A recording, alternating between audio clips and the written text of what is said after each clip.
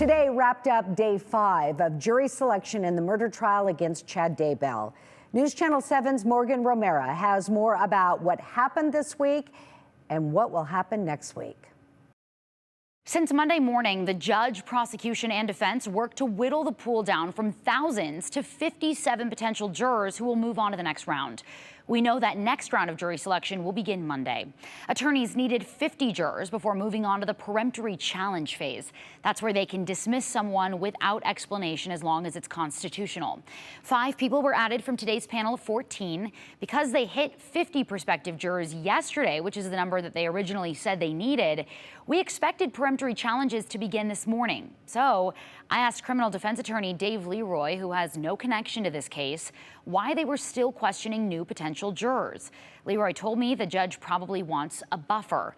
While questioning the final panel today as a group and individually, the judge, prosecution, and defense used the same line of questioning they've used all week. They asked about any emotional and financial hardship caused by a 10-week trial, bias for or against Daybell, what they know about the case from the media, whether they're open to imposing the death penalty if they find Daybell guilty, and their understanding of the conspiracy charges.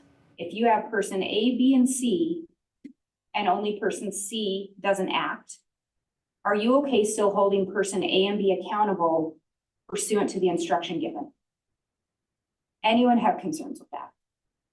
Does anybody believe that Chad needs to testify to prove that he's innocent?